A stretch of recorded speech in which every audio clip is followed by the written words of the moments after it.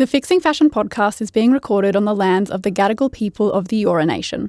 We pay our respects to elders past and present and extend that respect to all Aboriginal and Torres Strait Islander cultures. Welcome to Fixing Fashion, where we call out the industry's flaws and spotlight the changemakers rewriting the rules. Today's guest is Eden Maytal, an emerging Australian fashion designer making a huge impact in the sustainable fashion space. Since graduating from FDS TAFE in 2023, Eden has showcased her work at Australian Fashion Week and has been featured in Vogue Australia for her innovative approach to fashion and design. She's also collaborated with L'Oreal Paris on their Walk Your Worth runway, and her designs were worn by SZA in the Snooze music video. Through her very own label, Eden Maytal, she focuses on sustainable fashion, working with upcycled and dead stock materials while championing Australian-made production. Eden, how are you today? I'm good. That's good. I'm good. How are you? I'm good. It's very exciting. One of the first episodes of the Fixing Fashion podcast. I know. And I'm so glad you could be here. For those of you that don't know, Eden is one of the mentors at Slogue, which is a social enterprise that I'm a partner of, where we're trying to change the fashion movement and teach kids how to sew. And Eden's just absolutely incredible. 10 out of 10 mentor. Thanks. But before we get into your story, a big part about fixing fashion for me is to go back to respecting and valuing the clothes that we're wearing and have pride in what we wear and have the little stories behind them. So I would love for you to tell us a little bit about your outfit today and why you love it and why you chose to wear it. Okay, so I'm wearing one of my designs that will be released very soon, but date unknown. TBC. TBC. We're having production stuff, so hopefully, say June. June? That's ideal. Touch wood. But what I'm wearing is one of my samples, and so that will be for sale soon. And it has a beautiful embroidery on it at the bottom that says, so I drew cute. peace. Aww. And I feel like it's a very special poetry that I got from a poem that I really, really liked. And I was like, oh my God, that is life. Yeah, I drew peace. Perfect. Yeah. I drew peace. And then my pants I got from Japan, thrift store, thrifted, sustainable. Love a thrifted moment. And then my jewellery is my engagement ring. So very sentimental. And that's it. That is a beautiful outfit. I love that so much. What are you wearing? I'm wearing, this is a little thrifted turtleneck, which I don't even remember what thrift store I got it from, but it's been my favourite thing to wear. I wear it all the time. It's so soft. And then some thrifted jewelry. I got this from Route 66 in Newtown. I love that store. So, this bracelet was from England. When we went over, my partner got it for me from one of the little markets there, which is a vibe. Now, obviously, you have your own label, Eden Maytal, which is very exciting. And that's been going since 2023, correct? That's been going since 2023. I would say mid-2023. Yeah, I launched it after I showed at Fashion Week. How was that? Yeah, that was crazy. That Oh was my gosh. crazy, exciting, wonderful, a great experience, a dream come true for me. I've always wanted that. And yeah, I launched after that because I was just getting a lot of demand and I was like, this is weird. This is weird. Let's get the ABN going. Let's figure shit out. Let's do it. Let's do it. Why not? Why not? Let's take it back to the very beginning for those who may not know you or followed you. When did you first decide, hey, I would love to design clothes. I want to be in the fashion industry? What sort of sparked that inspiration for you? For me, it really started when I was 10 years old.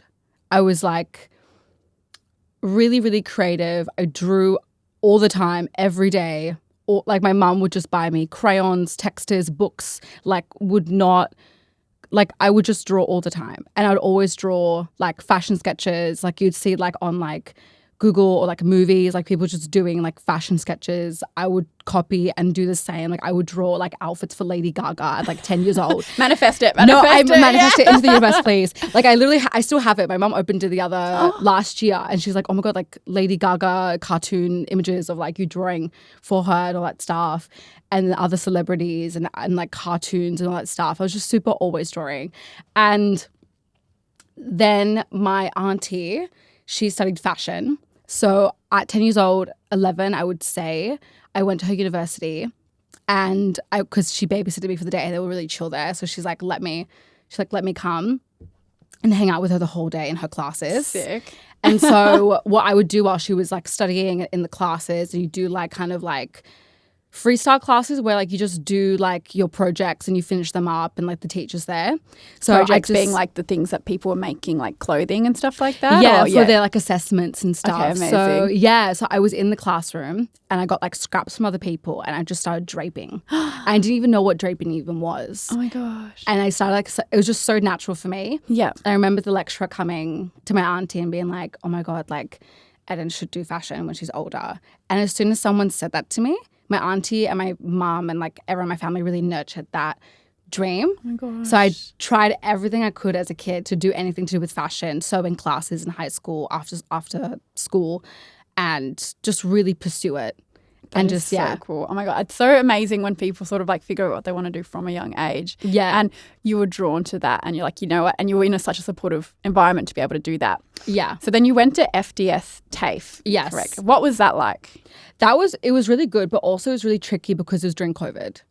So yeah, so my first year of uni, when I started a bit later because I traveled. So after I came back from overseas, like what classic people do after high school for gap years. And then I went to uni and then it was COVID. Yeah. And that really sucked because I was like, oh, how can I make friends? Yeah. Which is like, you go to uni to make Right. friends. It's like and a social thing and you get to like 100%. network and connect with people.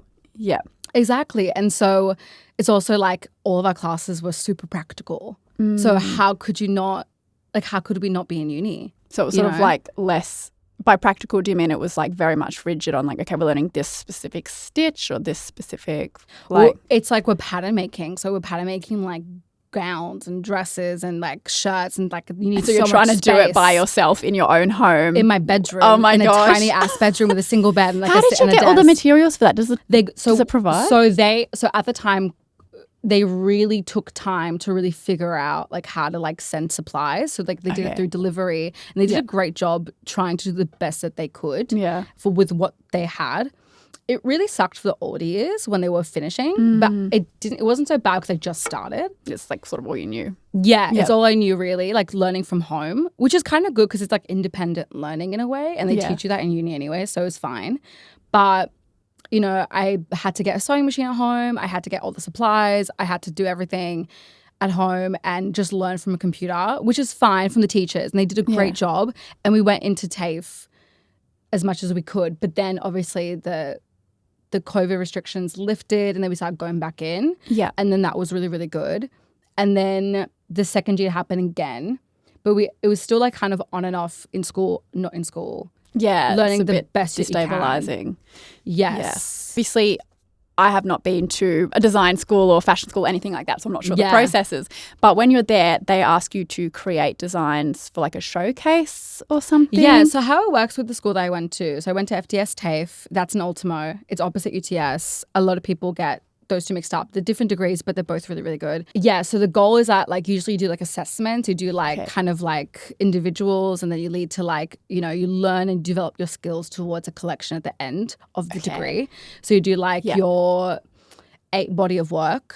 So you do like eight full outfits, you know, based on your concept and what you want to like design for. Let's say like someone did like, you know, based on like their trip to Spain or like something like based on their grandmother or something really beautiful and sentimental that was beautiful to them.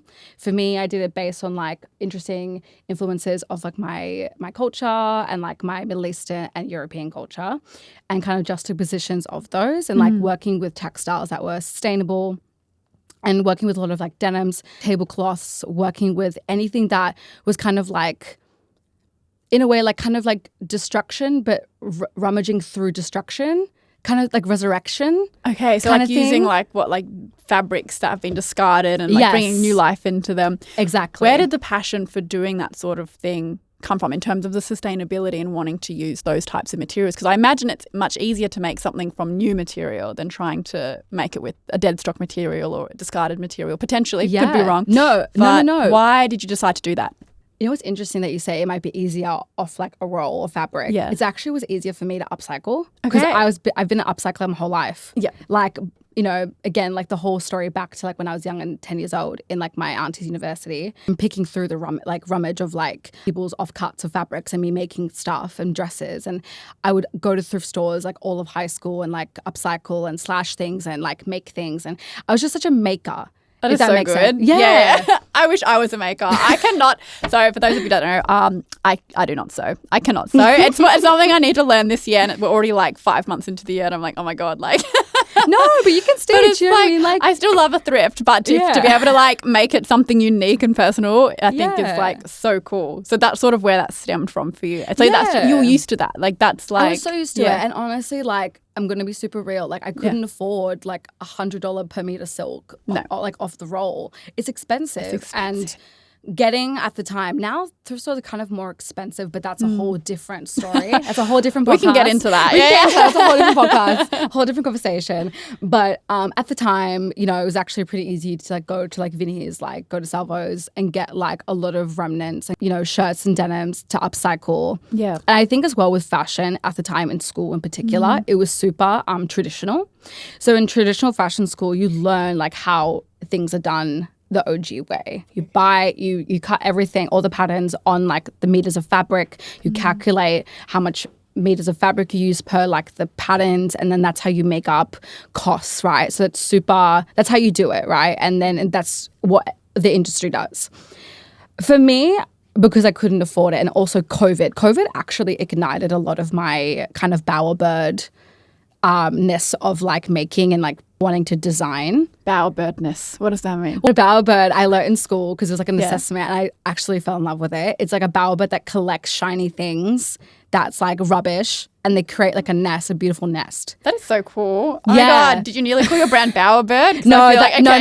There's a bike shop in the inner west called Bowerbird. So it's like already taken. Yeah. I think I trademark issue. Yeah. But also it's I think my name, pretty unique as well. It's me. It's like what I'm about. But that's how I kind of started with school and like kind of identifying what I can do differently with my collection. Were a lot of other students in your cohort doing that as well, like what you were doing, using thrifted, upcycled stuff, or were they doing the more traditional way with the like brand new fabric per meters?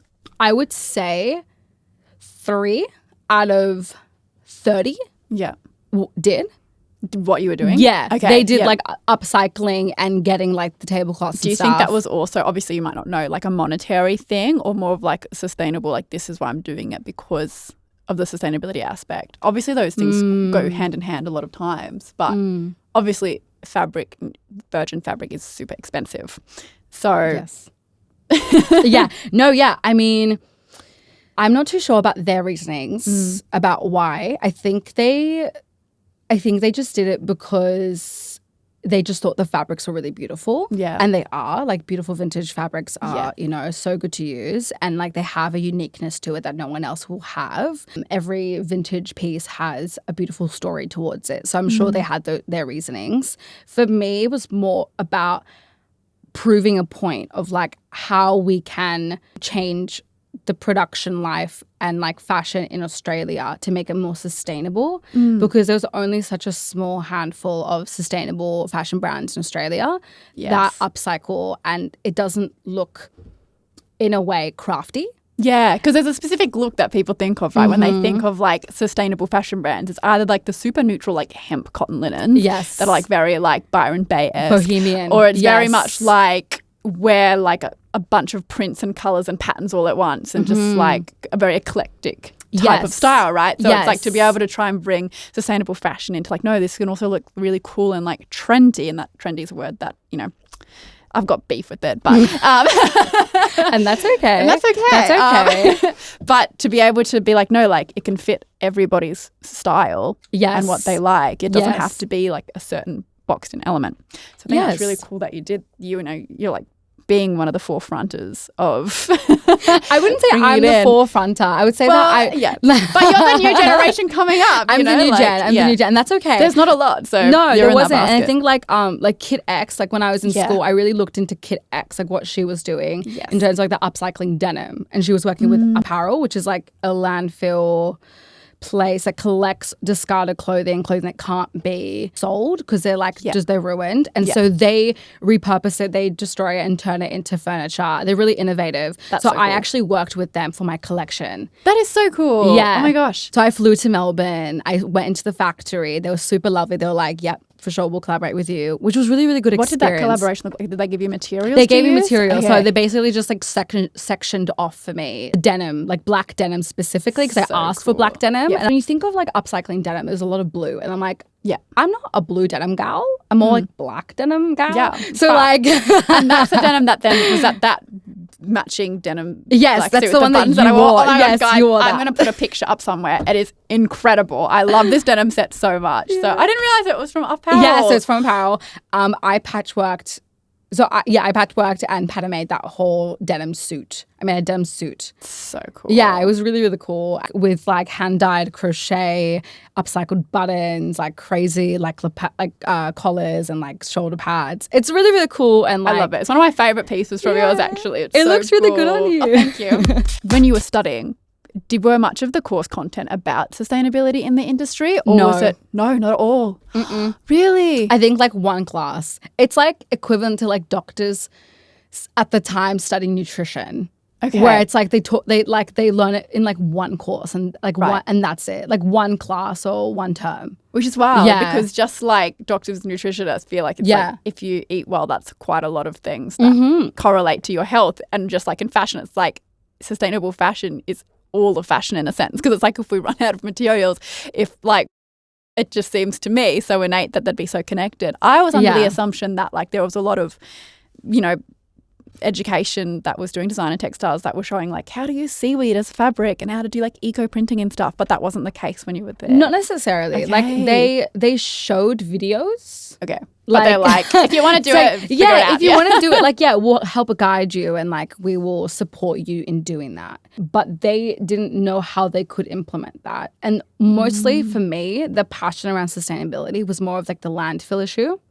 That's where it really ignited for me, because you can be super innovative with textiles, right? There's textile degrees that you can do that, and so many people do that. Purely focus on that. Yeah, for sure. Like in Australia, for sure.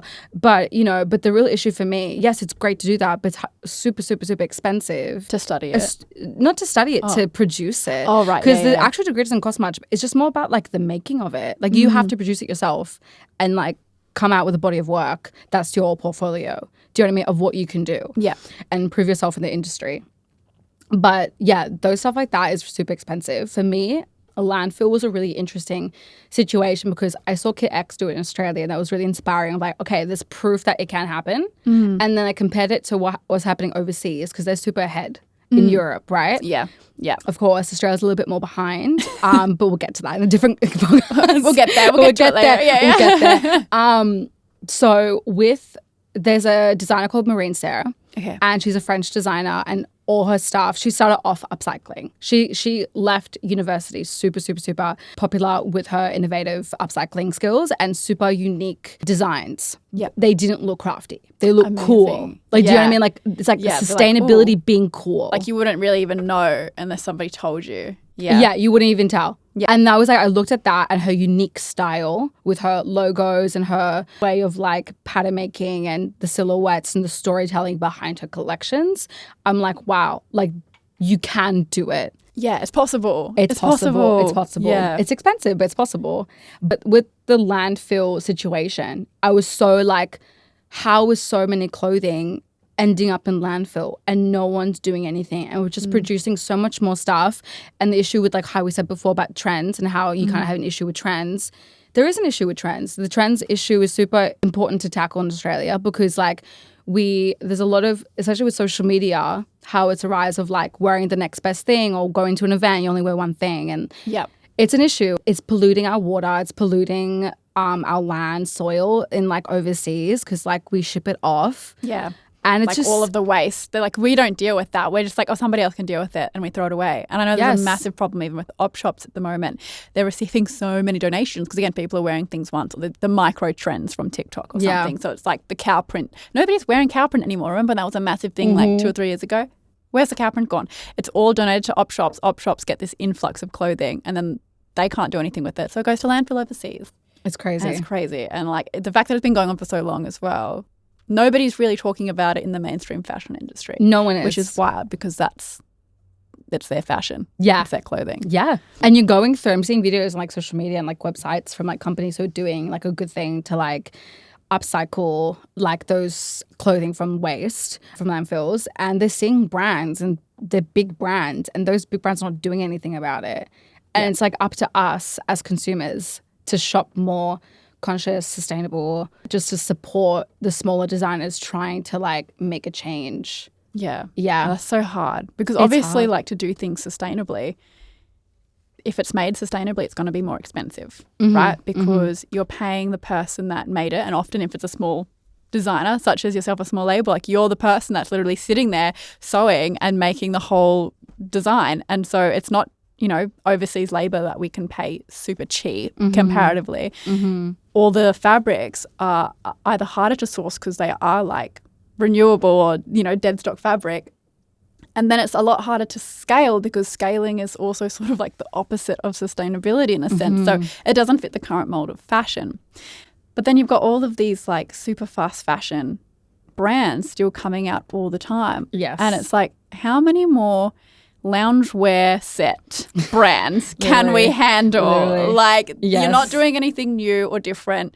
It's the same sort of thing. And then all of this eventually ends up at the landfill. And it's not, I really want to emphasize that it's not to the consumers necessarily to have the burden be on them, because I think it's definitely a systemic issue and it's like the big CEOs that are making like 500 units of a dress. Definitely. And then they might only sell 30 because it's an ugly dress because they rushed through it and it's cheap material. You're spot on. You're spot on. No, it's definitely a thing in the industry where they with manufacturing in particular, which is like my super nerdy, like my brain is just like all about it because it's so interesting when you like fully get in it. Let's get into it. Yeah, like how like the manufacturing process goes from like design all the way to like the final So for somebody that has no idea about it, how does it work? Well, pretty much how it works is that you work with the manufacturer. If you're talking about traditional fashion in a bigger scale, they would there's a thing called MOQs. I don't know exactly what the definition of those is. I think it's like to do with quantity. And with those quantity, manufacturers work with how much quantity you will purchase. Okay. Right? So like the more you purchase, the cheaper it is. Exactly. Yeah. Exactly. So like let's say, but then also manufacturers would have minimums. Okay. So they would have minimums of, let's say, some manufacturer have like 5,000 minimum. So like, okay, if you want to make this skirt, you have to make 5,000 of it. Yes. Otherwise, we're not making it. And you can't do, and the thing is though, in retrospect, brands are gambling. It's gambling because they're like, oh yeah, we don't know exactly how this skirt's going to go, but our GSM. What does that mean? It's like a trend forecaster. Okay. A trend forecaster platform that told big companies that this color is in and this style is in. Yep. So they look at emerging fashion and all over Europe and people's jobs. They like have those to like be trendsetters. I had no idea it was like a system. That's a system. Of trend system. Oh my God, fashion is insane. There's so many systems within the systems. What? Oh my God. Yes, okay. it's a full thing. Yeah, so they look at that and then they're like, oh yeah, then the designer's job is to design and do tech packs and do sketches and bring them to the manufacturers. And they do 5,000 minimum. And exactly what you said, they make so much and then they sell it and it's like only like what? They sell 100. And how many and you got like 4,900 that just goes to landfill or something, right? Yeah. That's insane. Yeah, it happens. It's really shit when it happens. It's like it's sad for the company as well because it's people's jobs and lives as well. And that's another point of sustainability that people also to talk about is like people's lives and also like their work and like their jobs, you know. And it employs so many people. It employs so many people. And that's so the many thing. people. It's like people, when we talk about like climate change and stuff, obviously fashion has a significant impact. But people are always talking about the coal industry, for instance, like, oh, but people will lose their jobs. But there are so many more people employed in fashion. It's like every single department has like hundreds of people, and then also the employees overseas. Like you can't just like pull the plug and stop everything all at once. 100%. Like that's why overseas manufacturing, it has a bad rep, but it's actually not that bad. Yeah. Unless you like go to the factory regularly and you make sure that everything's like good and quality controlled and people are respected and there's ethical workplace and like everyone's like healthy and it's Ecotech certified, which means no harmful chemicals within production, which is a really awesome certification to look for with your clothing, bedding and all the other stuff. So what does it mean if it's certified in that way? So if it's certified, it means that there's like 100 harmful chemicals not in the dyes and not in production. Like so they like there's 100 that they test for. Yes. And they're not over. Present. Yeah. Over and they're not. Okay. Yeah. And they're not in there. So it's like safe fabric. We're safe. Does that mean that any of the ones that aren't certified that they might have those, or some just don't get certified at all? Yeah, like they don't get tested. Yeah, there's some that don't. There's a bunch of certifications. Like there's so many. Like I can't even think off the top of my head. Like there's so many. A massive list. There's a massive list of certifications that like fit with like manufacturing for like sustainable workplaces. There's a specific one that makes sure that everyone's paid well and it's like everyone's like they're not being exploited because that's a big thing in manufacturing about stopping exploitation. Because I know that was a massive thing a couple of years ago. It's still a thing. It's still a thing. It still happens, it's always been a thing, and the good designers are stopping it because exploitation comes from demand. Like at the end of the day, like people who don't care about people, they would invest in manufacturing even though it's cheaper, and they don't know what's happening behind closed doors. Yeah, and there's so many things that come out from that, which is so sad. But that's why it's really good to buy thrift, like buy from thrift stores, circular fashion. Yeah. Buy from designers that are made in Australia, or even like they're made overseas, but they're quality controlled and they make sure that they have communications and all that stuff. So how does your brand Eden Maytal work with manufacturing to obviously value your values and the sustainability journey that your brand has? Yes. Okay. So with my brand, I'm made to order. Yep. So when I get orders, I then make a batch. I wait until like a certain amount of orders come in, and then I start producing, and I stop, and then let's say like for a shirt. So like 10. If I wanted like that jumper. So this sweater is actually I'm starting to work with a manufacturer. Yep. But they do lower MOQs, which is so good. So instead of 5,000, you can do 10. 10? Yes. Amazing. Yes. You know what I mean? And like I worked with them, and like I hope to get more, but like because then I can like invest in the brand. But this is 100% merino wool. Yes. And so it's made with Australian merino wool. So it's that's a whole other also conversation. I love merino wool. Brings back great. Australian wool manufacturing. Yes. It deserves its time in the spotlight again. Yes, we do have an Australian wool factory. I think it's manufacturing. I think it's called Waverley Mills. Okay. So Waverley Mills, they do a lot of like production with Australian wool, and they make it in Australia and Tasmania, I believe. Love. So we do have one. We've got one manufacturer. We have one, or we have multiple. I don't know, but they're very small. We have at least one manufacturer in Australia, guys. We're winning. Don't quote me, but I know there's like a main one here, and they're great, and they're very historic here too. Like they've done amazing work. I follow them on Instagram. I think they pop up every now and then. No, they're really, really good and super ethical. So yeah, I would love to produce more in Australia. Yeah. Very expensive though. Yes. So I would hope that there's investment. So in young designers to put the money towards production in Australia. Imagine if fashion was something young people did instead of just consumed. At a time when fast fashion and endless scrolling are shaping how young people see themselves, Slogue is creating something different. Flip Fashion Forever school holiday camps, after-school clubs, and pop-up events help kids and teens aged 8 to 18 to thrift, sew, customize, and completely transform pre-loved clothes using recycled textile materials, alongside a team of Gen Z fashion mentors and emerging creatives. It's part fashion workshop, part creative hangout, part sustainable education. No pressure, no perfection, just creativity, confidence, and self-expression. Search Slogue Flip Fashion Forever to grab a spot. So when you finished, going back to when you graduated and you presented your collection, and then you had the opportunity, out of how many people do they pick to showcase it at Fashion Week? Because obviously that, you would think, would help you blow up in the Australian fashion scene. I feel like my experience wasn't very normal. I feel like in school, my whole dream in life up to that point. I have more goals after that, which is really super important for creatives, and also everyone should have those and just keep on going. At that point, it was just like, I'm going to show up Fashion Week and that's it. Like that was like the height of your goal. Like that was your glass ceiling. You're like, okay. Yeah, I did it. And it's like, now what? And then I slept for a week. And then after that, because it was so like, it was just. It's a lot, right? You hustle for like a year and a half.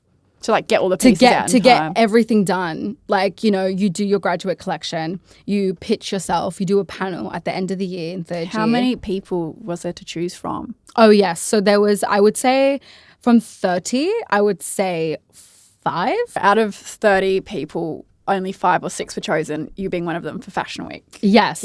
So after like a really hectic year of like teachers kind of doubting the whole like sustainability production. They were doubting it? They were fully doubting it. They were like, no, like you need to kind of like do it the traditional way, because you need to think about how you go with industry. So when you go into industry, you have to do it the traditional way because that's what everyone else does. So all the people that come and do the course, they're like wanting to be like the next like big brand that's like selling. Not necessarily. Not necessarily. They some people. The thing is, like with fashion school, not everyone wants to be a designer. There's so many jobs in the like industry. Garment tech, like production assistant, production coordinator. There's like buyer. But they're all taught how to like work in like fast fashion industry. Yes, or like the norm. What's happening now, like the most profitable. That's why that they doubted you. I am shocked. I thought that they would be like, especially. For me, I feel like a lot of the problem with sustainable fashion is not that people don't agree with it. It's just that they don't know. Like if you work, everybody that I've worked with in fashion is like, it's fucked. Yeah. Like it's messed up and we need to change, but also we still need, as we mentioned, it's still their job. And they fell in love with what it represents and the artistic, you know, creation behind it. But now it's so consumerist and wasteful. I would have thought that people teaching fashion would be like, yes, we need more of you. That actually blows my mind. Yeah, it was crazy, especially my design teachers. I mean, they're great, and I remember kind of being an advocate then. I was kind of like, there needs to be more sustainability conversations, because I allow feedback in the course. I think for a while, not a lot of people did that. I feel like my year and the year before, they were pretty good in terms of like, no, we need to. I think after COVID, it really woke people up about the world, because it's people just consume differently. Yeah. So it really changed and shaped up the fashion industry. So I feel like at the time they were really like listening. So it was really, really good. And they've definitely changed now. They actually like. They have amazing designers that have recently graduated that are doing a lot of more sustainability components within the collection. Yeah. Because actually you have to have a sustainability component to your collection, which is... That's because of your feedback. Not because of me, but because of like a lot of other people as well. Yeah. And like, but yeah, I feel like at the time I really was just super passionate, and I felt like we needed a change, and that was my mission. The mission was about... implementing change of how we produce clothing in an upcycled way. That's not crafty. It's cool. Yes, it's cool. It's fashion. What was the response to your collection? Like, obviously, media outlets reported on it. A lot of fashion icons were at Australian Fashion Week. What do you feel like the response was? Were they looking at the sustainability? Were they looking just at like how like your design and being like, wow, that's cool? And then sort of what happened after that? What were you sort of expecting to happen? Was it different to what you expected post Fashion Week? Interesting that you asked that question, because honestly, when you show at Fashion Week, they look at the clothes itself and they look like, is it cute? Is it cute? Can I wear it? Is it wearable? Would I wear that? Is it unique? Icebergs at Bondi. Yeah. Yes. I mean, if you want to, go for it. But like, you look cute though. But I think in fashion, is it trendy? It's always trends. And trends are okay, but they have to be more conscious trends. Like, for example, I feel like now trends are more focused on sustainability and thrifting. And we saw that a lot with Fashion Week this year especially, which was really good. There's a lot of like, one thing that I've noticed, I feel like the fast fashion trends have become so quick that it's sort of like cannibalizing itself. And now it's like it's so trendy that there is no trend, and it's more about unique personal style and image, which is great. No, it's really good. And so how I kind of expected it, I expected just to show and then like continue working. Working like on your on no, your brand? just like working like working retail. industry. No, industry. So Industry. I was working in bridal. So I thought I was just like continue like just working in bridal or as a design assistant, you know, in a company, and which is what I wanted. And then I realized, holy shit, I'm getting a lot of attention. This is weird.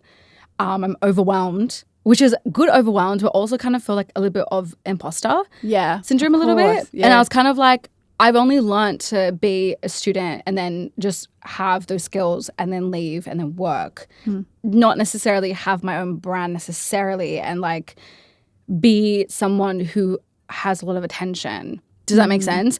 We weren't taught how to like take in attention in social media, especially. Were you taught how to sort of like market your brand and what? Like there was no like heads up after Fashion Week, this might be the vibe. Here's how to best deal with that. They didn't really prep you. No, they didn't prep with like you might go viral. Yeah, it's like we're just gonna see how it goes. Yeah. And then because it's like I showed with the school, so it's just like we made this like it's about representing the school, not necessarily individual. Yeah, I mean it's individual because us, but like we represent the school to show that like the skills that we can produce and all that stuff and how amazing emerging fashion is. Which was like amazing, and to have that platform and be chosen was an absolute dream, and I was so happy, and I was like my whole family was super proud, and I just felt joy, and but then after I felt confusion and overwhelmedness and like I'd never had so many followers just go ding, ding, ding, ding, ding in one night. Like that was crazy. And all the messages and people in the industry messaging me being like, you did such a good job. And I'm like, wait, these big people are messaging me and I don't even know who they are. And like, know, and I'd never expected that. Yeah. And some people didn't have that, and like, I don't know why.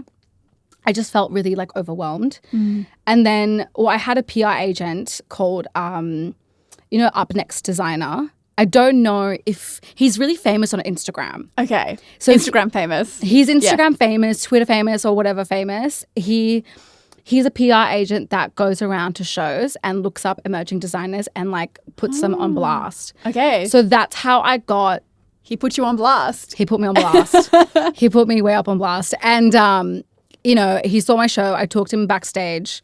He put me on his Instagram and then that went viral. And so many people were like messaging me and being like, oh my God, like your design's so beautiful, blah, blah, blah. And with him, it was a really full circle moment because he messaged me as a student in second year with my swimwear collection. And I was like, this is just a random student collection on my Instagram with like, I have 100 followers, like not many. Yeah. And he just DM'd me and I was like, wow. He saw your potential even back then. He's like, this girl's going to be something. Yeah. But it was like, a crazy ass swimwear collection. It was like fluorescent green and like pink. And I was like, what? Like those are choices. Those are choices back then. And then I saw him at the show and I told him the story and he filmed me saying that story on Instagram along with my collection. Yeah, and I went and just a lot of attention to it. And then he was telling me like, you could be like, you can have your stuff worn by celebrities. Like, and I was like, what? Is this a possibility?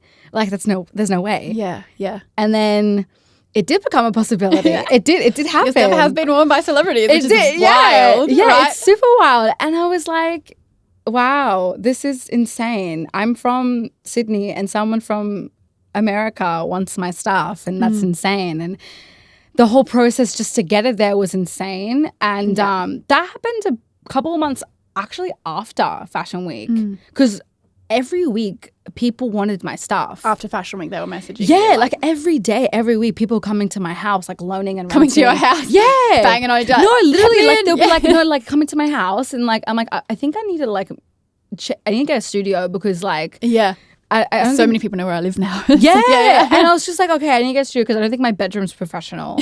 And so also needed like just more space because a lot of people wanted customs, a lot of people wanted renting, a lot of people wanted this. So I was just like, all right, I'm just gonna go with the flow. Yeah. And then I assume like from the outside it looks like, okay, that's it, you've made it. Like so cool. Can I just say I didn't even think I made it. That to me, I was just like in shock. Fair. I was in shock. That wasn't that to me. I was like, I haven't made it. It's like because that's what I'm saying about goals before. It's just like I have like in mind of what I want to achieve, and those are great things to achieve. And they were like my sub goals. My goal is to obviously have an established brand. Yes. And I'm working towards that goal. So that's your next goal. That's what you're working on now. Yes. How does one become what do you think needs to happen for you to be an established brand? I'm assuming to the level of like Kit X, for instance, I might just be assuming. Yeah. Is that where you want to get to? I suppose that's Definitely. your next goal. I mean, I would love to have like my own store one day. And right now I'm doing e-com. So I have my website, edenmaytal.com. Link in bio. Link in bio, link in the pod. So I have an e-com website where you can purchase my stuff. And that's really, really good because everything's e-com. But, you know, what's interesting because I listened to a talk during Fashion Week and someone said from Afterpay, she was saying that consumers are going into stores still more than last year. I love going into stores. I actually hate shopping online. Like I would need to try things on. That's like, and I'm a big tactile person. If it feels gross on my skin, I'm not wearing it. Like, that's exactly what she says. She was referencing that people want to feel and touch, and like, especially with social media and AI, like people want tangible things. People want to feel and see and have that experience still. So that's like my dream. That's like the bigger goal. The bigger goal is like I have like a shop front. I have a shop. I have customers that just like frequently love my stuff, and also to see people wear my stuff in the streets. Like that would be so cool. That's the goal. I mean, having a celebrity and being featured in Vogue, those were incredible opportunities, and those were like goals for my little self, and like I could do it, and that was really awesome and like rewarding.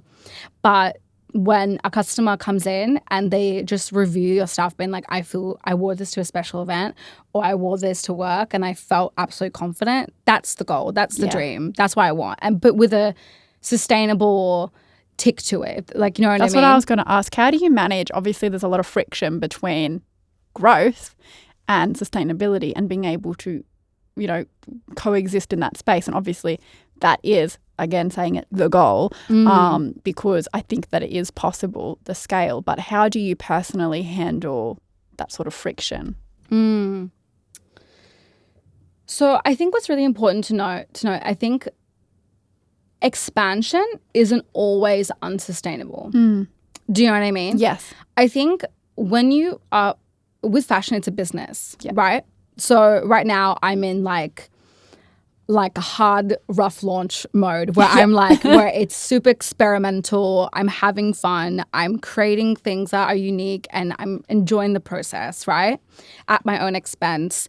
And I don't have investors. I don't have that financial freedom in a way, but I have the freedom to be creative and not have someone be like, well, this color and this same style made so much money last year. We're gonna reintroduce it. I don't have that in the back of my... you don't have like buyers or something being like, no, we need you to make this because that's what's going to sell. Exactly. So I have that freedom and I want to keep that for a while. And hopefully through that, like people resonate with my clothing because of the creativity and the difference between what's out there. Yeah. Expansion can be problematic when brands, they then, because when you're expanding, you lose money. And so you lose money on production. And so you have to like not be as creative, if that makes sense. Why do you lose money on production? Because you have to pay for more production? You have to pay. So the more difficult the garment, because people are actually making your stuff, not a computer. Yeah. So do you know what I mean? What? Like, yeah. What? Yeah, no, people are actually making your stuff and you have to pay them hourly and you have to pay them a wage. And so I have contractors and you pay them by hours. The more extravagant your designs are, the more expensive. Because my stuff is circular, it's not as expensive because they're remnants and also upcycled. So I save a lot of cost from the material. But a lot in Australia, we have insanely high labor costs because we're, fair. And so you lose money on expansion with, paying people and then expanding, like you have to pay rent for like a store or something if you want to do a store. That's insane. You would lose more than what you're getting. Yeah. But that's an investment that people do. And like when you have those followings and you have the frequent consumers, it's worth it. It's worth it. So it's a tricky fine line that I think I would say for advice for people who want to do fashion. It's a business. Yeah. It's at the end of the day, it's a business. Yeah. It is. And I really learned that the hard way. Because I was like really wanted to be super creative and conceptual, and which I still am. Still an artist, but if you want to, you know, like the sort of starving artist thing, like if you want to actually be able to make a living off that, it does have to be at the end of the day a business. Yes. Yeah. And, you know, I think when I was a kid, I really dreamed about like being like, I would watch so many fashion documentaries, and that was like, I think any fashion obsessive person knows exactly those documentaries, like Dior and I, and like Alexander McQueen documentary. Like I watched those, and those two brands were like oh my God, like you can do this as a job as well. On top of my family members studying and being exposed to that. Just the way they created was so like art. And that's what I wanted. And then I did that. But it's, you know, when people want more tangible pieces to wear all the time, my stuff couldn't be worn all the time. Yeah, it wasn't every day. It was couture. It was like you wear it for special occasion. Exactly. But there's not really a lot of special occasion in Australia, at least, where you're dressing up to the 9th degree or something. Yeah, you know? it's like only Fashion Week and random events. Yeah, and pretty like, much. Yeah. And which is a shame. I say bring couture fashion to the streets of Sydney. Go to Woolies and just wear tulle. Yeah, let's bring it back. I want people in ball gowns at the servo. Like, I would live. That would be so good. That's like the dream. The dream. No, but I think like, I think for me, to make a living, you really have to think, at the end of the day, it's a business and you want to survive doing what you love. If you could, I suppose, fix one thing in fashion today, and it doesn't have to be anything to do with your brand or anything like that, but the biggest problem or the biggest thing that would benefit you as an emerging sustainable designer, what would you fix in fashion if you could wake up tomorrow and you had like the powers of God and you could implement any change? I have a few, but I think for me, what I'm super passionate about, because I've noticed that I think in Australia there's like there's like initiatives to invest money into like manufacturing and that to revive it, and it's super important to do that, as we should. But I feel like the point that I feel like a lot of people miss in Australia, in our kind of fashion community, we need to invest in designers, emerging young sustainable designers, so we can pay sustainable manufacturing. Because we're the people making designing the clothes, and we manufacturers, and we pay them, right? Because they need work. Yeah. But we don't have the funds necessarily to continue on with that model. So having initiatives in Australia to invest in young designers would be absolutely incredible for us to specifically invest with a manufacturer. That would be cool. That would be great. You know what I'd love to see? I'd love to see more Australian manufacturing. Yes, because specifically Australian manufacturing. Yes, that would be amazing. Because it's like, here's the thing. Since COVID, it became very, very, the world became aware, especially Australia became aware how little we produce here, right? Apart from fossil fuels, we're not really making much of anything. We used to have cars. The Ford thing shut down. We've essentially become a banana republic to the fossil fuel industry, right? That's all we're selling at the moment. If and when the fossil fuels run out or another pandemic hits, we are an island nation. It would be so great. We've got so many skilled people here, and sewing is quite an essential. People think like it's just sewing, whatever, just make a dress. But everybody wears clothes. Everybody needs materials to make clothes, for uniforms, for daily wear, when it's hot, when it's cold. It's like it's an essential skill. If we don't have the manufacturing here and the jobs here, then people aren't going to study and learn how to do it. And so that skill is going to die. Yes. It seems very like, this is like a very dire note to end on. So, but if we were able to bring back like manufacturing, that would be so, so cool. Yeah. I would love that to be a fixed fashion solution. You know? Yeah. Yes. No, and I feel like one way that, just to have that last point, I feel like a small little thing that what our listeners could do is that, you know, instead of just going all the time to consume constantly through fast fashion, just like you can save and invest bit by bit in sustainable fashion in Australia.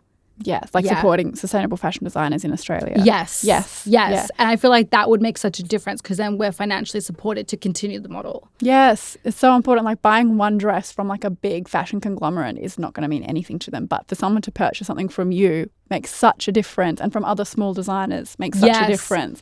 And there's like, you know what I would really love to see? You know what I struggle with the most when I'm trying to shop sustainably? Is not being able to find these designers. It's like you're like, we need like a big database for like all the emerging sustainable designers such as yourself, so that people can just like go there and find it. You 100%, know, like 100, and that's actually a kind of a full circle thing as well. Is that's how magazines like. That's how people find brands, is through magazines. They do like articles of like best designers to look out for, or like best brands for sustainability. That's like basically a really, really good thing to like search for. So magazines and even independent magazines will show up on like on the internet. But also a really cool maybe initiative with consignment stores. Yeah. That would be a really cool thing to like for them to and a lot stock of consignment stores are popping up all over the place. So yes. It'd be great to see them collaborate with more cool young designers such as yourself. Yeah, I would love that. Any people who own a store, hit me up. Now, for anybody wanting to follow your journey, find out about you, looking at your collections, etc., just let us know what your socials are. So you can find me on Instagram.